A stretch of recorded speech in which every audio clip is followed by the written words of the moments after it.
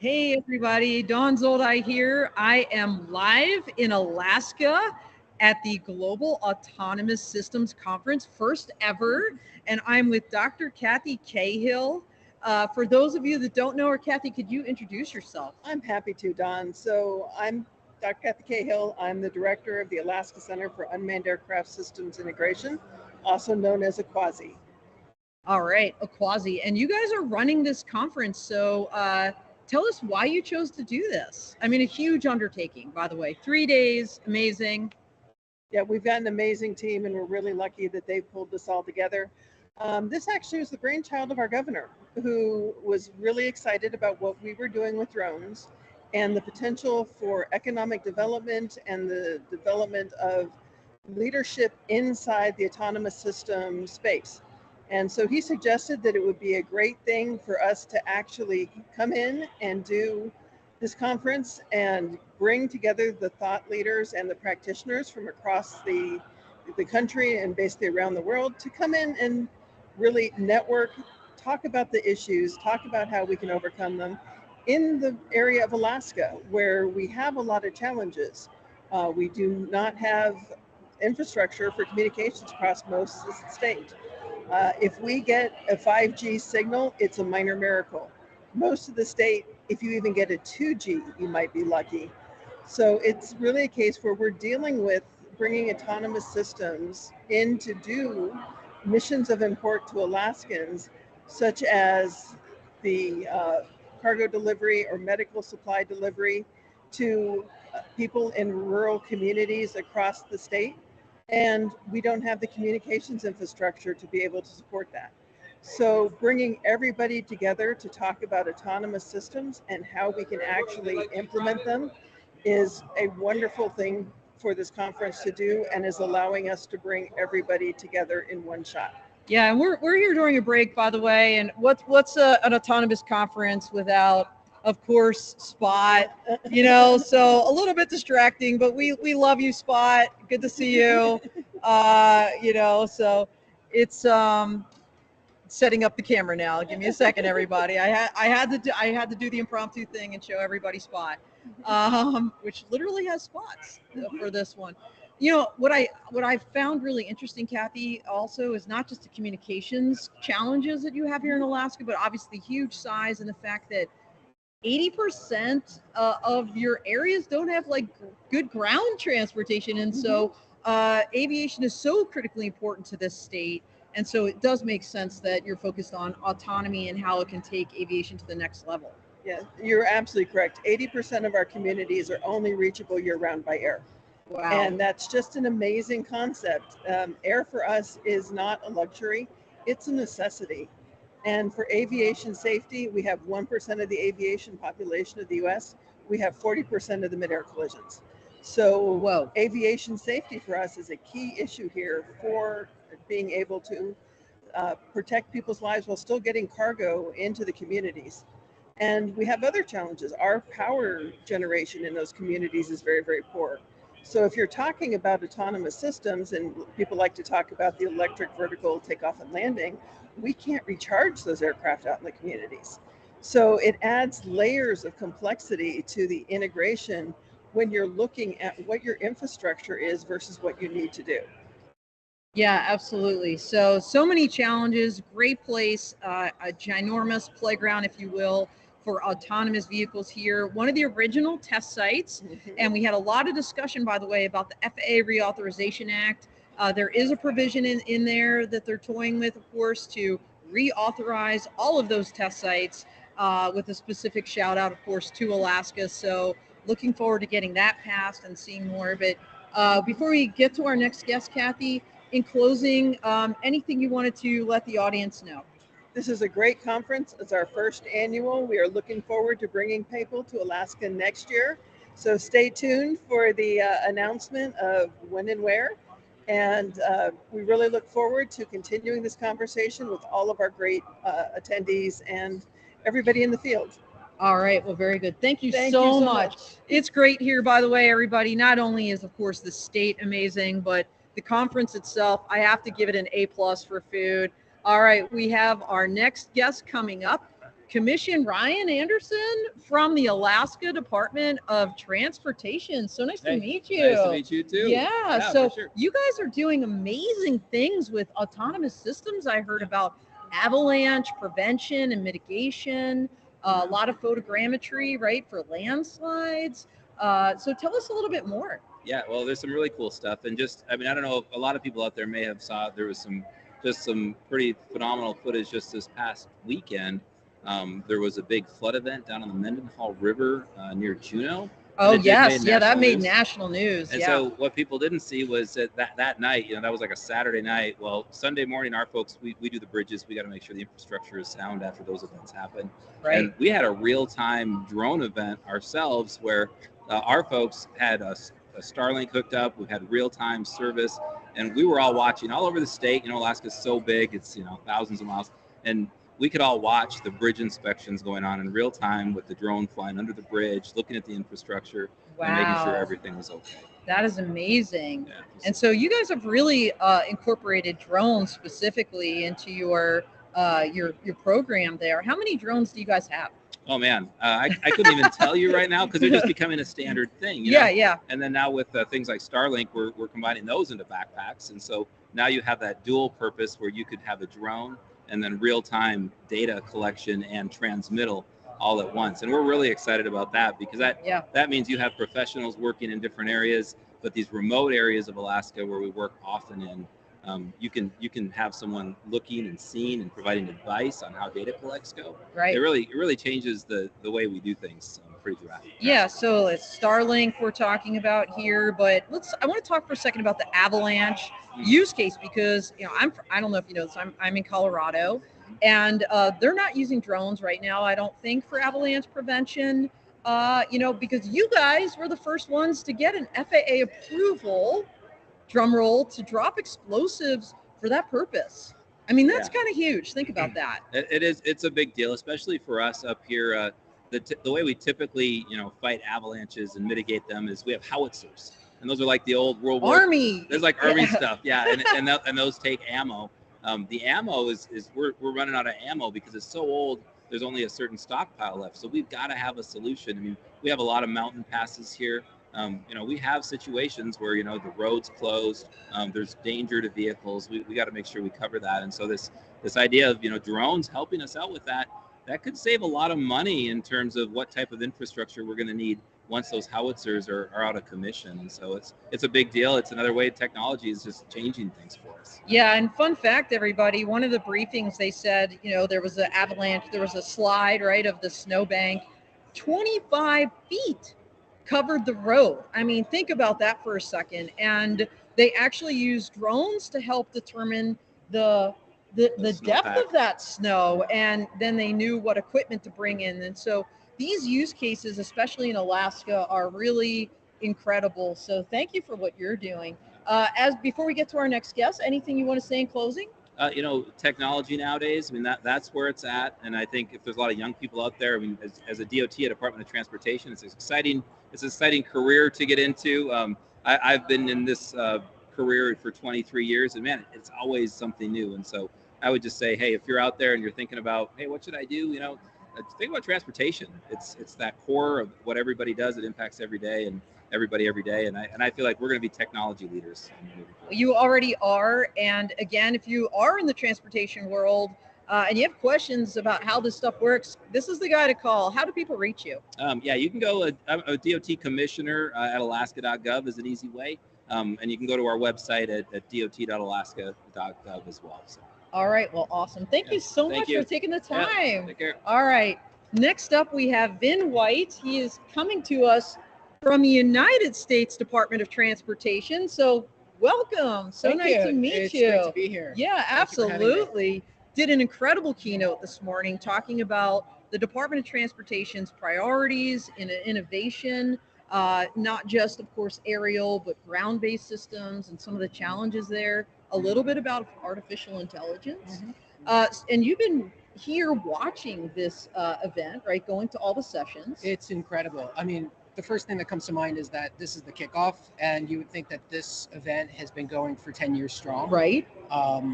it's just I think that the biggest challenge, the biggest downside to this is you can't be in every place Yes. during all of the breakouts. I wish they were taping all of them, and they're not. Yeah. Just spoiler alert: that we won't have videos of these. Yeah. Unfortunately, but Yeah. so you got to choose wisely. But I can say that I was in a few of the breakouts, and I learned more here in an afternoon than sometimes I can get, weeks of briefings and things like that. So I'm actually quite privileged and happy to be here.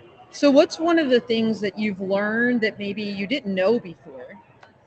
Well, I had a specific curiosity in how this technology, drones specifically, play a role in things like disaster recovery, wildfire mitigation. Huge. And so I went to that particular breakout, and it was like getting a 101 from the folks who actually are extinguishing the fires, who are doing the Yes. planning, who are Right. doing the research. And so in that, 90 minutes of just sitting there, I got a 101 on wildfire control, on the planning elements, and what the future holds for mitigating wildfires. So it was all just fascinating. Well, it is, and it's hugely important. Sadly, the world has literally been on fire. I mean, Maui is up in flames right now as we speak, which is really tragic. But to know that these advanced technologies can help us not only fight them but mitigate up front. I learned a lot about using the drones to, of course, look at the forests in advance to see where there might be problem spots before those fires start.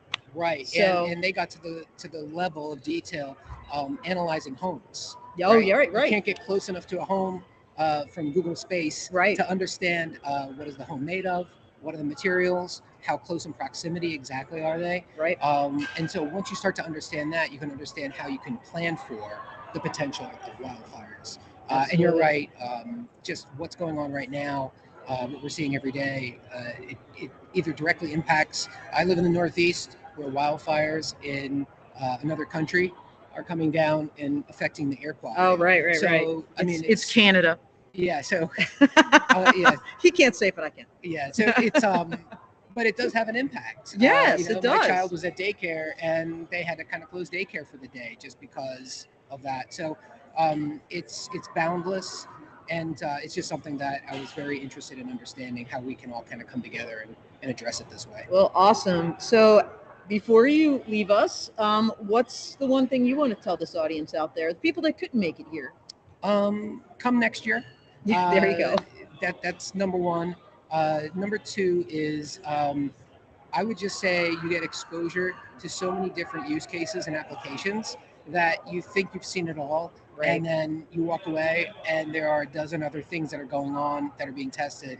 And I'm in the business of doing it for public good as a public servant. So all of those use cases I like to take back to my mothership so that we can understand how better to foster that type of innovation. Well, that's awesome. We're glad you're here. Thank you so much So for glad to be taking here, this Dawn. time. Nice Thank to you meet so you. much. Okay. Yeah, Take care. absolutely. All right, next up, drum roll, please. We've got Abigail Smith, Abby Smith from the FAA. Unfortunately, Dawn? hello, good to see you again. Yeah. So unfortunately, they put us head to head, if you will. Abby was on a counter UAS panel at the exact same time I was doing a UTM panel. So I didn't get to hear your remarks. I'm really bummed about that. And because they're not taped, I will never know what they are, but that's okay. Maybe you can share a little bit about your panel and kind of what you guys talked about. Yeah, well, it was a really cool panel, Dawn. It was Dave Krause, who is with Influential Drones. Influential Drones. Yes. He was on the tip of my tongue. Yes. And then Clay Taylor with D-Drone were my panelists, and Henry from New Mexico State University was our moderator. Oh, okay. And we really got into a lot of great discussions with the audience, and it really some key takeaways I think to remember for the audience is remote ID compliance is around the corner. It's September 16th, everybody. Mark It's your Mexican calendars. Independence Day, and Oh, I it's didn't know that. Well, but see, Fun fact. coincidence? I think not. Weird. Yeah. And very important that if you have a drone that does not have embedded remote ID in it, that you get an auxiliary unit and go onto the FAA Drone Zone site, register that ID to marry it up with your with your drone identification registration. And if you haven't registered, please do so. Are you guys waiving that $5 fee for a We- little period we of sure time so are. people can do that? Through the end of the calendar year, $5 is not a lot of money, but sometimes $5 is the difference between someone getting their drone registered or updating it or not. And we think Or if I'm a university and got a big fleet, that could add up quick. that's right? absolutely. Yeah. And so please, we're waiving that fee because this is about safety and this is about complying with regulation. Yeah. So that was a big part of the conversation. And we also kind of touched on this aviation rulemaking committee that I'm leading with Michael Robbins from AUVSI. Yeah, the ARC, the Counter And- UAS ARC. Exactly. Okay. And it's actually and Matt Cornelius from ACI North America. Okay.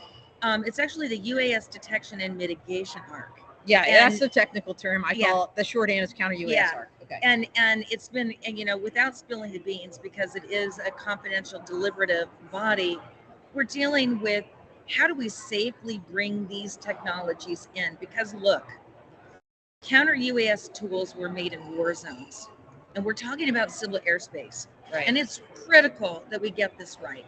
Yeah. Because a cure can't be worse than the disease.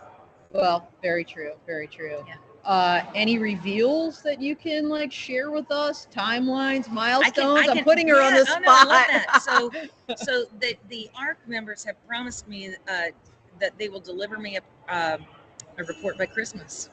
So You heard it here first, everybody. Merry Right Christmas. here. Merry Yeah. ho ho. Why is it always Christmas and New Year's? You guys put something big out that I got to read over the holidays. well, so Seriously. I'm not sure that we'll be releasing it. That's when we'll Oh, be getting it. So there okay, is gotcha. some internal work that we'll want to do to really socialize the recommendations internally to the FAA. Right. So it usually takes a little bit of time. So I would say probably more in somewhere in the January timeframe is when we'll be seeing that for the public. Okay, got it. Wow. All right. Well, that's exciting. We've got a horizon here, Yeah. everybody. Lots going on in this arena. Before we close out, what I want to ask you, what are you super excited about here that you're seeing, that you're experiencing?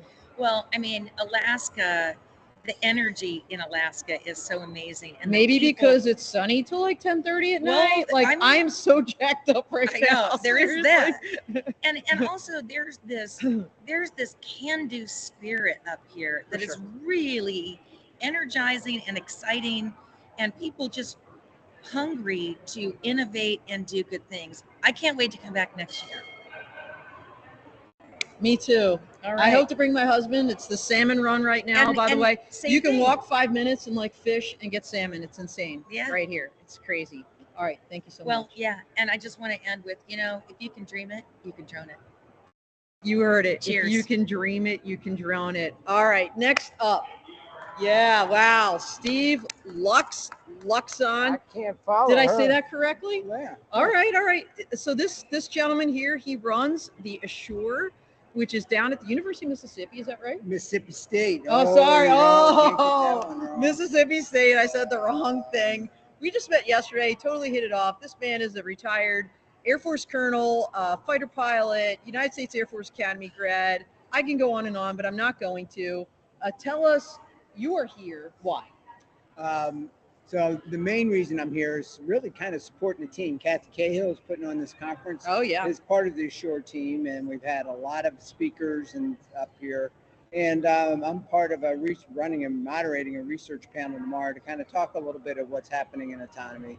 But this is Alaska, right? You can't turn down Yeah. Alaska. Right? Yeah. No, that's awesome. Yeah. I didn't realize, well, it makes sense that if Dr. Cahill's group is part of Assure. Yeah. For those that don't know what Assure is, can you kind of give us the 30,000 foot view of what Yeah. it is? So Assure has really grown. It's 29 worldwide research universities and about 130 to 150 industry and government partners that are really focused on the integration of autonomous systems into the national airspaces and around the world.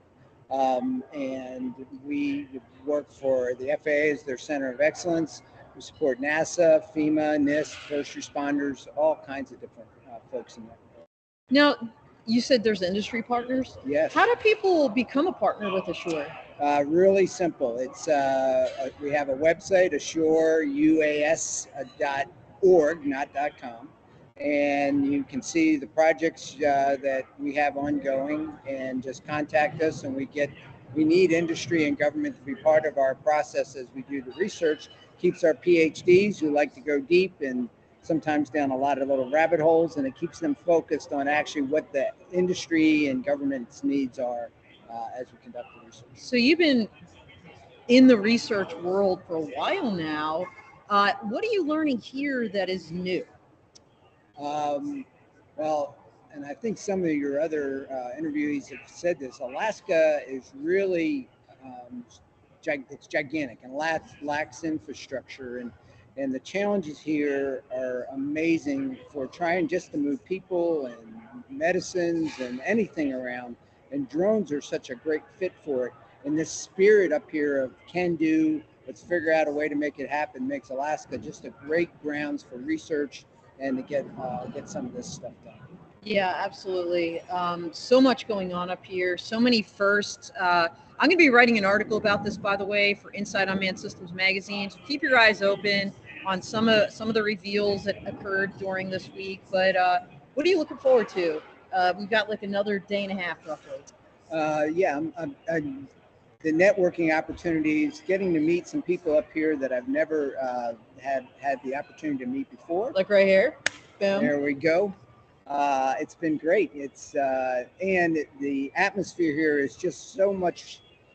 It's a little more casual, but people are very, very serious about getting stuff done, but in a much more relaxed way. So just the opportunity.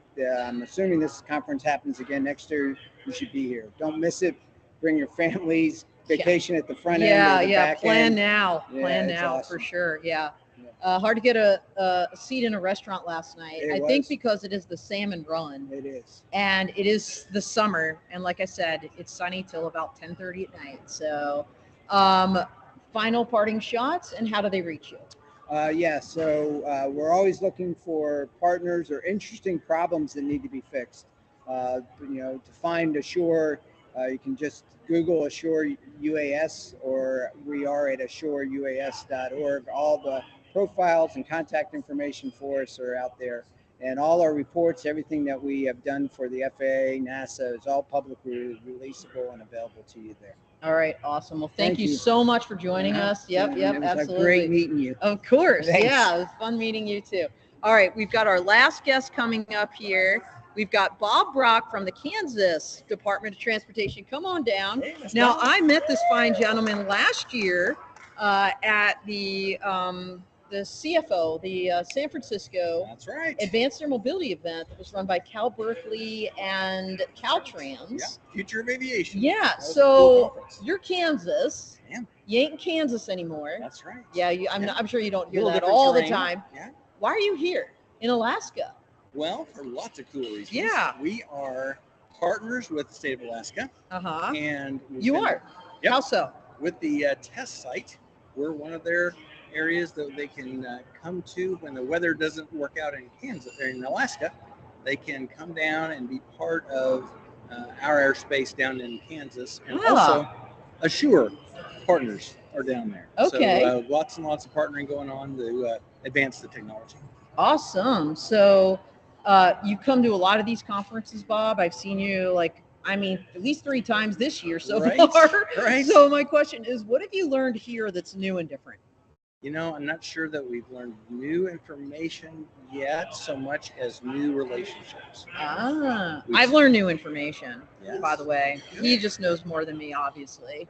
But you're meeting new people. So tell me about that. Honest to goodness, it is a time, the time and space for these stakeholders to meet is such a big deal. And I really believe that the timing and the need for our country to use these technologies are so ripe, that with the economy being what it is and the workforce development situation being what it is, people are hungry to make new things happen.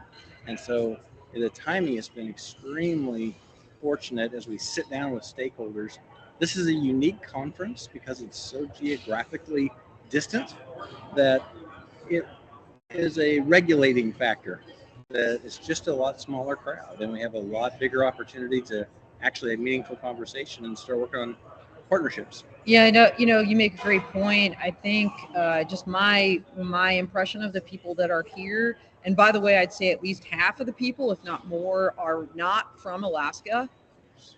They're here for a reason because they want to become a part of this ecosystem and help build out this autonomous global, the gauntlet's down, by the way. I did hear their lieutenant governor in the very first day say they're gunning for it to be the #1 drone capital of the world. Oh yes. So Kansas, look out. I'm a But big fan. they're going for it, and and they certainly have the makings, the people, the place, the policies.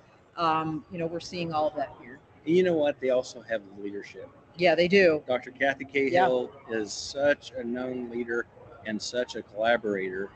She does so much for the FAA, but she also inspires a lot of us to want to do more collaboration instead of doing things as individual states. And I think that's super valuable. I think that's been a powerful add. That is. So, in closing, anything you want to say? We're almost to the end of our time together.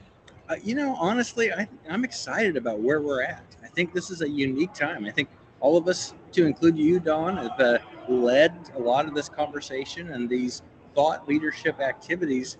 Eventually, our goal is to make a major difference for our country. And I think the timing is truly coming around to be a unique and beautiful time to bring a new technology forward, have an investor available, have a government partner to make the policy happen, and be surrounded by strong leaders that can help make good things happen. I'm just couldn't be more motivated and positive about the bright future. Absolutely. Well, future's so bright, gotta wear shades. Well, thank for your you so leadership. much. Nice to see you again. All right, great to Take see care. you. All right, everybody. Thanks for joining in. We are out here.